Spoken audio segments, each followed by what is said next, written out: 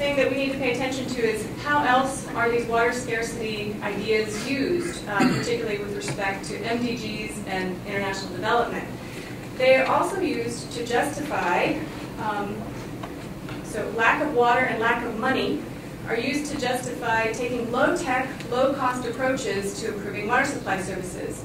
So remember I told you that you can meet your MDGs by providing a tap down the road, or I can meet my MDGs by providing each one of you a tap, right? So a tap down the road is cheaper and faster, and I make more progress.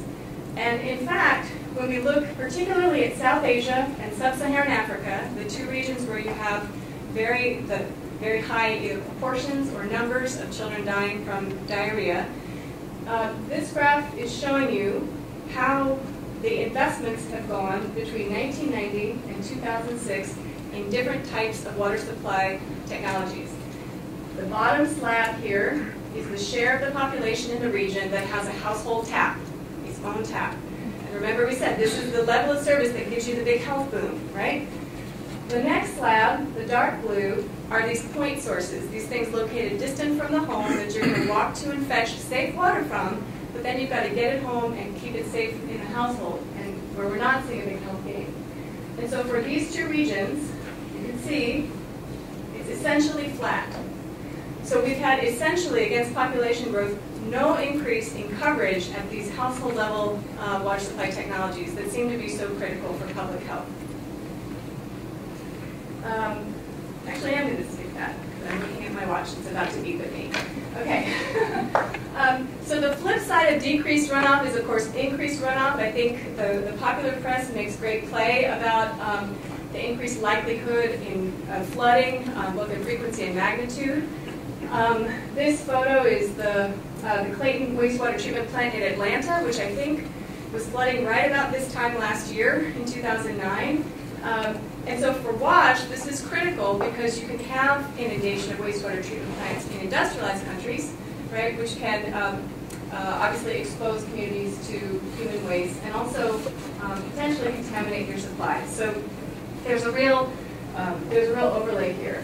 But thinking about developing countries, we only have about 10% of households in developing countries that are connected to sewers. That's it. Most communities either have nothing or they have what we call on-site sanitation, latrines, pour flush toilets with septic tanks, that type of thing. And a lot of the waste is conveyed in these sorts of open channels, right? Or this is sort of a public toilet, as it were. And so, you know, one would expect that with this dearth of sanitation infrastructure in the developing world, places where we do expect increased runoff and increased flood, we would expect to see, you know, a resultant increase in infectious disease of the fecal oral type. And the only hard numbers on this, only ones who have sort of been able to put their neck out are the World Health Organization that are estimating a 10% incremental diarrheal illness that can be attributed to global change by 2030. So that's our best estimate. For the sake of time, let me just jump to this last slide because I wanted to try to weave together a few different thoughts here. And the group is meant to focus on environment and global climate change, but I think it's very important to understand what it does and doesn't mean for the water, sanitation, and hygiene sector. I think that it is true that we're going to see some interesting developments on the WASH front that are a direct result of climate change. However, most of the drivers for this sector are not about climate change. They are about the other kinds of processes that my colleagues have been discussing. Urbanization, in particular, population growth, increasing standards of living where people have greater demands for goods and services that are produced using water. So we have to kind of put this in context.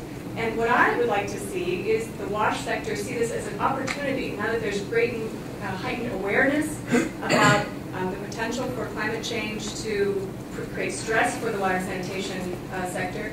We might be able to actually advance an agenda that's been around for a long time that's had some good ideas. 1, increase sanitation access. 2, think about increasing water storage capacity, particularly for developing countries. And 3, think about rationalizing pricing of water and sanitation services, which is a whole talk in and of itself.